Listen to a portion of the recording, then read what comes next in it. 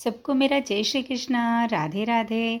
अभी तक आपने चातुर्मास के और कार्तिक मास के 25वें अध्याय का महात्म्य सुना। आज हम सुनेंगे 26वें दिन का कार्तिक मास का 26वां अध्याय और कार्तिक मास का 26वां अध्याय और एक पुण्य फल देने वाली पौराणिक कथा का भी हम श्रवण करेंगे। तो आइए अब हम सुनते हैं चातुर्मास के 26वें अध्याय का महात्म्य। गालव ऋषि पेचवन से कहने लगे कि हे पेचवन, भगवती पार्वती के बड़े कठोर तप से कामदेव से पीड़ित होकर शिवजी इधर उधर पृथ्वी पर विचरण करने लगे। वे महेश्वर काम अग्नि से शांति पाने के लिए कभी पेड़ों की छांव में जाकर बैठते, तो कभी तीर्थ स्थल पर चले जाते, तो कभी नदी के किनारे नालों के जल से अपने शरीर को धोने लग जाते थे। इस प्रकार काम से पीड़ित शिव को कहानी कहीं भी सुख प्राप्त नहीं हो रहा था। एक समय लहरों से लहराती हुई यमुना में अपनी जलन की पीड़ा को शांत करने के लिए उसमें स्नान करने का विचार किया, परंतु उसमें प्रवेश करते ही यमुना नदी शंकर भगवान की काम अग्नि से काली पड़ गई। इस प्रकार श्याम वर्ण वाली यमुना भगवान शंकर के स्पर्श से दिव्य रूप धारण कर उनको नमस्कार कर स्तुति करती हुई बोली कि हे भगवान, मैं आपके अधीन हूँ, मुझ पर दया करिए। तब शंकर भगवान बोले कि इस तीर्थ पर जो कोई भी स्नान करेगा 1000 जन्मों के पाप उसी समय नष्ट हो जाएंगे और तुम्हारी नदी संसार में पवित्र तीर्थ कहलाएगी। ऐसा भगवान शंकर कहकर फिर भगवान शंकर उसे यमुना के किनारे बड़ा मनोहर रूप बनाकर, जो कामदेव को भी मोहित करने वाला था, त्रिपुंड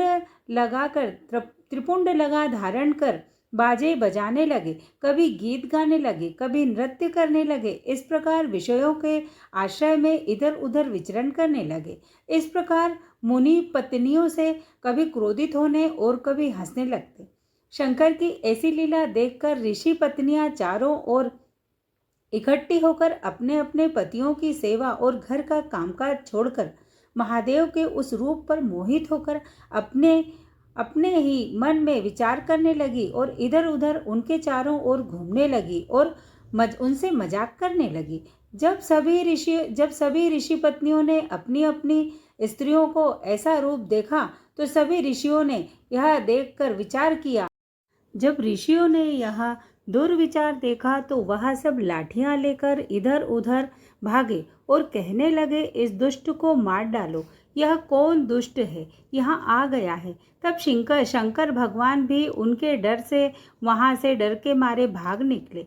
जो जीवात्मा देहधारी है, जो जाना जाता है, जो ग्रहण न किया जाता है, जो अमर अजर है, वह महेश्वर को ऋषि लोग नहीं पकड़ सके। तो गुस्से में आकर उन्होंने श्राप दिया कि जिस लिंग के लिए तुमने चारों तरफ आश्रम में आकर पराई स्त्रियों को तुमने हरण करने की चेष्टा करी है, वह लिंग कट कर पृथ्वी पर गिर जाए और दुष्ट तू भी इस श्राप को प्राप्त हो। ऋषियों के इतने कहने पर अग्नि ने भयंकर वज्र रूप धारण कर लिया और शंकर जी के लिंग को काट कर पृथ्वी पर गिरा दिया और भगवान शंकर रुधिर रथ होकर पृथ्वी पर गिर पड़े। इस प्रकार ऋषियों के श्राप से उनका शरीर जलने लगा। उन्हें इस तरह से बेहोश देखकर ऋषि लोग वहां पर आए। आकाश से सभी प्राणी डर गए। संसार कंपायमान हो गया। देवता भी भय के मारे बेचैन हो गए। शंकर की ऐसी दशा देखकर देवता भी अपने मन में दुखी हुए तथा दुख से बेचैन होकर चिंता करने लगे और यह कहने लगे कि भाग्य बड़ा बलवान है। ऋषि लोग भी डरने लगे और कहने लगे कि यह हमने क्या कर डाला। इनकी तो देवता भी सेवा करते हैं, ये तो सारे संसार के साक्षी हैं। यह बात हमने सोची क्यों नहीं। हम बड़े ही मूर्ख हैं, हम बड़े निर्मोही हैं, उत्तम ज्ञान से रहित हम बड़े ही पापी हैं। जिन्होंने ऐसी प्रसिद्ध आत्मा को नहीं पहचाना, क्या ऐसी पवित्र आत्मा गृहस्थी क्या ऐसी पवित्र आत्मा जो गृहस्थ में आ सकती है, सब विकारों से रहित हो, विशेष शून्य हो, इच्छा रहित हो तथा निरपराध अहंकार ममता रहित शंभु को हमने पहचाना क्यों नहीं? लोग जिसमें विराजमान रहते हैं, यह संसार का स्वामी शंकर हमसे जाना क्यों नहीं गया? यह कहकर समस्त ऋषि देवतागण वहां पर आकर बैठ गए। उन्हें देखकर अचानक डर के मारे महेश्वर स्वर्ग को चले गए और गोलोक में सुरभि के ध्यान से सेवा करने लगे और स्तुति करने लगे कि संसार के उत्पन्न पालन संहार करने वाली हे माता, मैं तुमको नमस्कार करता हूँ। आर्यमत, तुम अपने रसमय भावों से समस्त देवताओं और पितृगणों को तृप्त कर देती हो। सबने तुमको रस की जानने वाली कहा, मधुर प्रसाद देने वाली आपको माता माना है। तुमने इस संसार को अपने बल और प्रेम से पाला है। तुम रुद्रों की माता, वसुओं की पुत्रों तथा आदित्यों की बहन हो। तुम प्रसन्न होने पर मन वांछित फल देती हो। हे गोमाता, तू ही धरती, तू ही पुष्टि, तू ही स्वाहा और तू ही स्वधा है। रिद्धि सिद्धि लक्ष्मी, धरती कीर्ति सती कांति लज्जा, महाशय मनोरथों को पूर्ण करने वाली तुम ही हो। तीनों लोकों में तुमसे खाली कोई जगह नहीं है। चेतन रूप संसार तुम ही हो, सब तुमसे ही व्याप्त है। हे गोमाता, तेरे चरणों में वेद है, समुद्र तेरे स्तन है, सूर्य चंद्र तेरे नेत्र है, तेरे रोम रोम में 33 कोटि देवताओं का वास है, तेरे सींगों में पर्वत है, तेरे कानों में 49 वायुदेव है, पालन उत्पन्न संहार करने वाली है। हे माता, मैं तुमको नमस्कार करता हूँ। आर्यमत, तुम अपने रसमय भावों से समस्त देवताओं और पितृगणों को तृप्त कर देती हो। सबने तुमको रस की जानने वाली कहा, मधुर प्रसाद देने वाली आपको माता माना है। तुमने इस संसार को अपने बल और प्रेम से पाला है। तुम रुद्रों की माता, वसुओं की पुत्रों तथा आदित्यों की बहन हो। तुम प्रसन्न होने पर मन वांछित फल देती हो। हे गोमाता, तू ही धरती, तू ही पुष्टि, तू ही स्वाहा और तू ही स्वधा है। रिद्धि सिद्धि लक्ष्मी, धरती कीर्ति सती कांति लज्जा, महाशय मनोरथों को पूर्ण करने वाली तुम ही हो। तीनों लोकों में तुमसे खाली कोई जगह नहीं है। चेतन रूप संसार तुम ही हो, सब तुमसे ही व्याप्त है। हे गोमाता, तेरे चरणों में वेद है, समुद्र तेरे स्तन है, सूर्य चंद्र तेरे नेत्र है, तेरे रोम रोम में 33 कोटि देवताओं का वास है, तेरे सींगों में पर्वत है, तेरे कानों में 49 वसु है, तेरी नाभि में अमृत और खुर ही पाताल है, तेरे कंधों में ब्रह्मा, मस्तक पर वसु निवास करते हैं तथा मूत्र में सद्धाओं का वास है। तेरी अस्थियों में समस्त यज्ञ तथा गुदा में किन्नर निवास करते हैं। पितृगण तेरे अन्य भाग में, यज्ञ मस्तक में तथा गंधर्व खोपड़ी में निवास करते हैं। तो उन्हीं सब देवताओं का रूप है तू। सब प्राणियों को बुद्धि देने वाली है। जब तू सब लोगों को, हे गोमाता, तू मेरे शरीर का भी हित कर। स्वामिनी गोमाता को तू निष्पाप है। मैं तुम्हें नमस्कार करता हूँ, सदा तेरी पूजा करता हूँ। तू विश्व की पीड़ा को दूर करने वाली है। मैं तुम्हें नमस्कार करता हूँ। प्रसन्न होने पर वरदान देती हो, अमृत से उत्पन्न हुई हो। हे शोभाने देवी, तुम मेरी इन ऋषियों के श्राप की अग्नि से जले हुए मेरे इस शरीर को फिर से वैसा ही बना दो कि जैसा पहले था। इस तरह से महेश्वर ने गौ माता की परिक्रमा करके उनके शरीर में शरण ली। गौ माता ने भी उनको अपने गर्भ में धारण कर लिया। ऋषियों के हिसाब से भयभीत होकर माहेश्वर भगवान इस प्रकार अंतर्ध्यान हो जाने पर, कुछ समय बीत जाने पर सारा विश्व भयभीत हो गया। देवता डर, पृथ्वी कांपने लगी, सूर्य चंद्रमा निस्तेज हो गए, पवन तेज चलने लगी। इस समय समुद्र उड़ पड़े। यह सारा जड़ चेतन समय आने पर जिसमें लीन हो जाता है, फिर उन्हीं से उत्पन्न हो जाता है। उन्हीं के श्राप से पीड़ित हो जाने पर ऋषियों के श्राप से सारा संसार नष्ट प्रायः हो गया। एक बार महिष्मती नगरी का चंद्र से नाम का एक राजा था। वह राजा सत्य वक्ता, जितेंद्र और मधुरभाषी, वरदान प्रिय, ब्रह्मव्रत था। वह राजा अपनी प्रजा का पालन अपने पुत्र के समान ही करता था। उसके राज्य में कभी कोई अप्राकृतिक आपदा, काल, बाढ़ नहीं आई। प्रजा आराम से भाईचारे के साथ रहती थी। उस राजा की गुणवती नाम की एक सुशीला, साध्वी, पतिव्रता पत्नी थी और वह बड़ी ही धार्मिक महिला थी। राजा अपनी रानी के साथ पृथ्वी का पालन पोषण कर रहा था तथा तब एक दिन उस राजा के महल में एक महान संत पेचवन मुनि आए। तब उस राजा ने उनको बैठने के लिए आसन दिया। उनके चरणों को धोकर चरणामृतों को अपने सिर पर धारण किया, कंद मूल फल खाने को दिए। तब राजा ने मुनि से कहा कि हे मुनिवर, आज मैं और मेरा परिवार, मेरी प्रजा धन्य हो गई। आज मेरा घर आंगन पवित्र हो गया। आज मेरे घर में आप जैसे परमात्मा संत आकर पधारे और मुझे दर्शन दिए। आज आपके मेरे घर में आने से मेरे जीवन भर के सारे दुख, सारे पाप धुल गए। हे मुनिवर, आपको देने के लिए मेरे पास कोई वस्तु नहीं है, क्योंकि वैष्णवों को दिया गया दान मेरा सुमेरु पर्वत के समान फल देता है।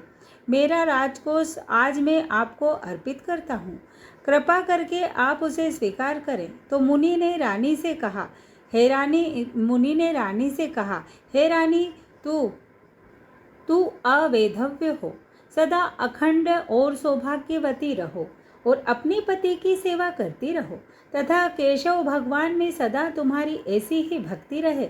उसके बाद राजा ने मुनि के आगे हाथ जोड़कर कहा कि हे मुनिवर, मेरे ऊपर आपकी असीम कृपा है, तो कृपया आप मुझे बताइए कि इस संसार में अनेक प्राणी हैं, फिर मुझे ही क्यों कुबेर के समान खजाना, विपुल लक्ष्मी, आज्ञाकारी पुत्र और प्रेम करने वाली सुंदर स्त्री प्राप्त हुई है? मुझे यह सब किस पुण्य के प्रताप से प्राप्त हुआ है? कृपा करके आप मुझे विस्तार से बताइए। तब मुनि ने कहा कि हे राजन, तुम अपने पूर्व जन्म के कर्मों को जानो तथा तुम अपनी स्त्री के पूर्व जन्म के कर्मों को भी सुनो। तुम्हारी स्त्री पूर्व जन्म में भी तुम्हारे अलावा अन्य किसी को मन वचन कर्म से नहीं चाहती थी। उसने कभी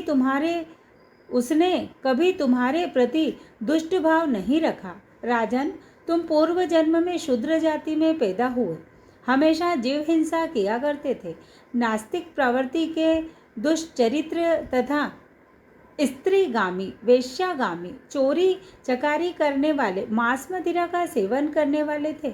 जब तुम पाप कर्म करते थे तो तुम्हें तुम्हारे मित्र बंधु बांधव ने तुम्हारा त्याग कर दिया, और जब तुम्हारा धन खत्म हो गया तब भी तुम्हारी इस स्त्री ने तुम्हारा पूर्व जन्म में साथ नहीं छोड़ा। जब तुम्हारे पास कुछ नहीं बचा तो तुम निर्जन वन में जाकर अपनी स्त्री के साथ रहने लगे। वहाँ वन के पशुओं को मार मार कर खाना अपना भरण पोषण करने लगे। तब एक बार देव शर्मा नाम का ब्राह्मण दिशा का ज्ञान होने के कारण इस वन में पहुंच गया। वह ब्राह्मण भूख से व्याकुल था। वह देव शर्मा ब्राह्मण भूख और प्यास से वन में बेहोश होकर गिर गया। तब तुमने दया दिखाई, तुम उन्हें उठाकर अपनी कुटिया में ले आए। तुमने उनके ऊपर अपने वस्त्र से हवा करी, जिससे उनकी बेहोशी टूट गई। तब तुमने और तुम्हारी इस स्त्री ने कंद मूल फल खाने को दिए, शीतल जल उनको पीने के लिए दिया, जिसे देव शर्मा ब्राह्मण को संतुष्टि प्राप्त हुई। तब देव शर्मा ब्राह्मण ने तुमसे कहा कि हे वत्स, तुमने मुझे जीवन दान दिया है, तुम कोई वरदान मांगो। तो तुमने उनसे कहा कि हम दोनों पति पत्नी बंधु बांधवों से त्यागे हुए इस वन में गरीबी से जीवन यापन कर रहे हैं। अगर आप हमें वरदान देना चाहते हैं तो हमारी गरीबी दूर कर दीजिए, या गरीबी दूर करने का कोई उपाय ही बता दीजिए। तब देव शर्मा ब्राह्मण ने तुमसे कहा कि तुम दोनों पति पत्नी चातुर्मास का स्नान और व्रत करो। चातुर्मास की सभी एकादशी पूरी विधि विधान से उपासना करो, तुम्हारी सारी गरीबी दूर हो जाएगी। इस मास की सभी एकादशियों का उपवास किया। चातुर्मास का स्नान और एकादशी का उपवास करने से तुम्हारे जीवन भर के सभी पाप धुल गए और इस जीवन में तुम चक्रवर्ती राजा बने। तो तुम्हें विपुल लक्ष्मी की प्राप्ति हुई है और चार चार आज्ञाकारी तुम्हें पुत्र हुए और यह प्रेम करने वाली सुंदर स्त्री तुम्हें मिली है। राजन, तुम्हें इस जन्म में यह सब सुख मिलने का एकमात्र कारण तुम्हारे पूर्व जन्म में किए गए चातुर्मास का स्नान, भगवान शिव को प्रसन्न करने के लिए सैकड़ों वर्षों तक कठोर तपस्या करी, वहाँ घने जंगल के बीच में गए और एक पेड़ के नीचे बैठकर भगवान महादेव के नाम का जाप करने लगे। अंत में भगवान शिव तुम्हारी तपस्या से प्रसन्न हो गए और तुम्हारे सामने प्रकट होकर बोले कि हे भस्मासुर, मैं तुम्हारी भक्ति से प्रसन्न हुआ, तुम अपने इच्छित वरदान मांग लो। तब भस्मासुर ने कहा कि हे प्रभु, मुझे वरदान दीजिए कि मैं अमर हो जाऊं। तब भगवान महादेव ने कहा कि मैं तुम्हें अमर नहीं बना सकता, तुम कुछ और वरदान मांगो। तब भस्मासुर ने कहा कि हे भगवान, तब मुझे आप आशीर्वाद दीजिए कि जैसे ही मैं किसी इसके सर पर हाथ रखूं, वह उसी समय हाथ रखूं उस समय राख में बदल जाए। भगवान शिव के पास दुष्ट भस्मासुर की इच्छा पूरी करने के अलावा अब और कोई भी चारा नहीं बचा था। तब भगवान महादेव ने कहा कि तथास्तु, ऐसा ही होगा। भगवान महादेव जानते थे कि ऐसा होने पर कोई हराने में सक्षम नहीं होगा, फिर भी उन्होंने यह वरदान भस्मासुर को दे दिया। ऐसा करने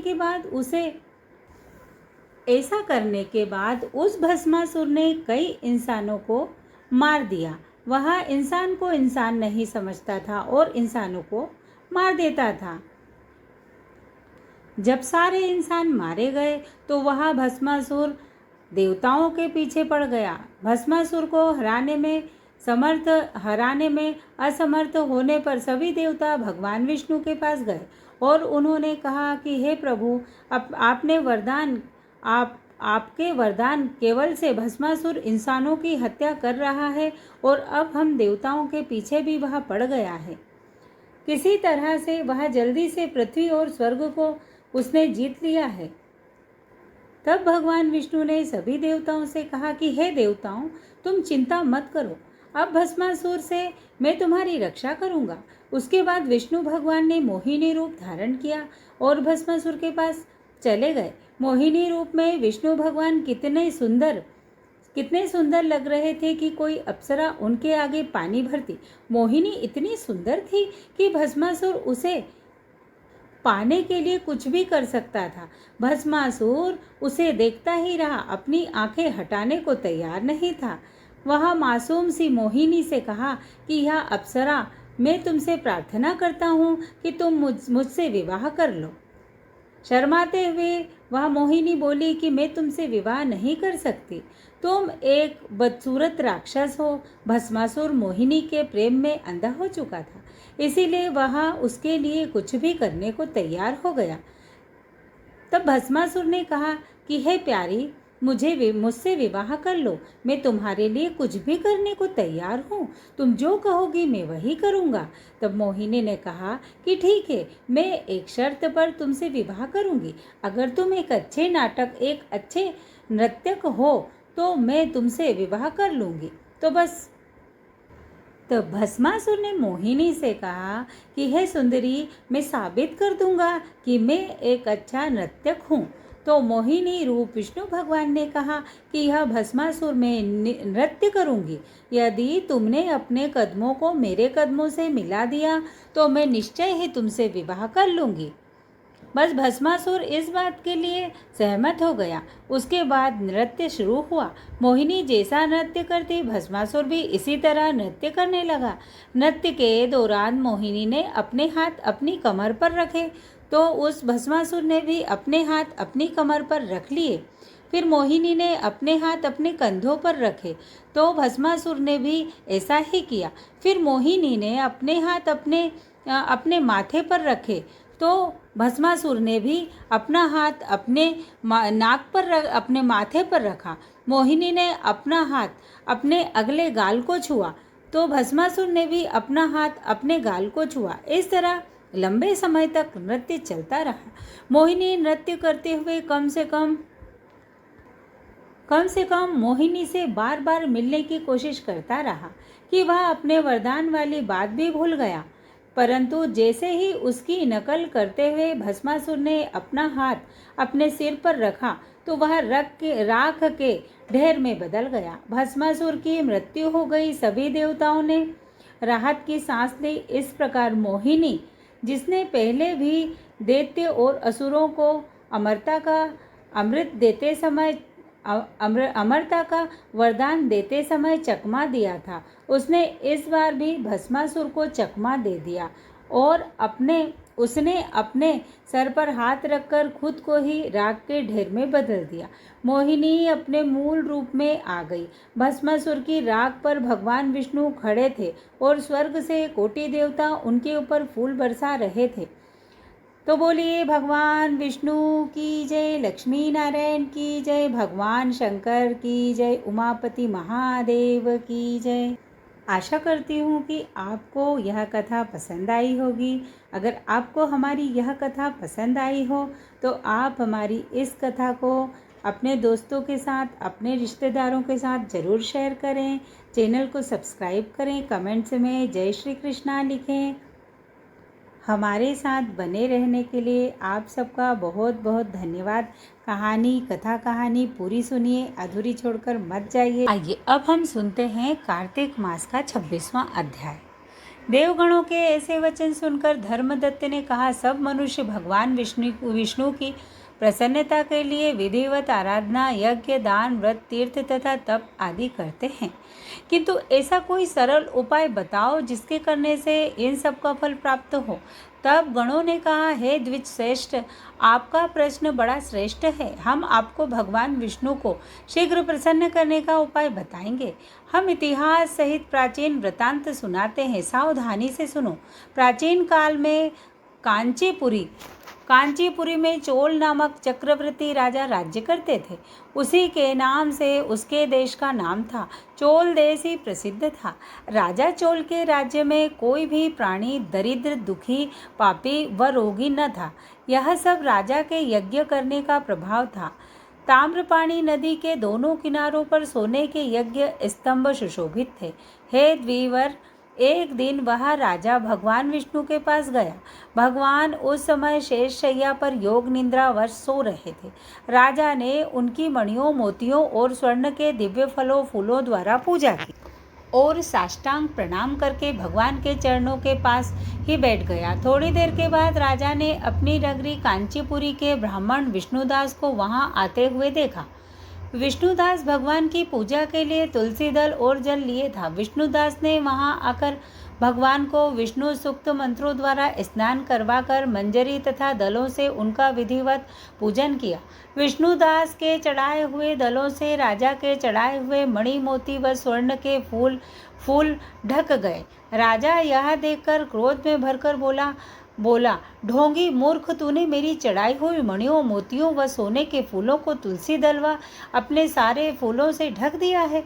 तू भला भक्ति करना क्या जाने, क्योंकि तूने मेरे लिए विचित्र श्रृंगार को बिगाड़ दिया है। राजा की बात सुनकर विष्णुदास को भी क्रोध चढ़ाया और वह राजा के गौरव को तुच्छ समझकर कहने लगा, हे राजन, तुम भक्ति करना नहीं जानते, तुमको अपने धन का घमंड है। बताओ राजा से पहले तुमने भगवान के कितने व्रत किए हैं। देवव्रत ने कहा, ब्राह्मण के ऐसे वचन सुनकर राजा ने घमंड से हंसकर कहा, हे विप्र, भगवान की भक्ति के अभिमान से यदि तू ऐसी बात कर रहा है तो मैं पूछता हूँ, तेरे जैसे भिखमंगे ब्राह्मण में भगवान को भक्ति ही कितनी है, क्योंकि तुमने आज तक भगवान की प्रसन्नता के लिए कुछ भी नहीं किया, न तो कोई मंदिर ही बनवाया है। तुम भला इस प्रकार की भक्ति का जैसे कि तुम कर रहे हो क्या गर्व कर सकते हो। यह जितने भी ब्राह्मण बैठे हैं मेरी बात को ध्यानपूर्वक सुने और देखें कि भगवान विष्णु के दर्शन मुझे होते हैं या उसे। इसके बाद दोनों की भक्ति के संबंध में आप लोग जान लेंगे। देवगण ने कहा कि ऐसा कहकर राजा अपने महल में चला गया और वहां जाकर उसने अपने पुरोहित मृग दल को आचार्य बनाकर विष्णु यज्ञ आरंभ किया। उसने उस यज्ञ में अनेक ऋषि महर्षियों को बुलाया, उनको बहुत सा अनाज और नकदी आदि दक्षिणा दी। उधर विष्णुदास भी अपने मंदिर में ही रहकर भगवान की प्रसन्नता के लिए व्रत करने लगा। उसने माघ तथा कार्तिक मास के व्रत किए, तुलसी के वन का और एकादशी को भगवान विष्णु के 12 अक्षर मंत्र का जाप किया।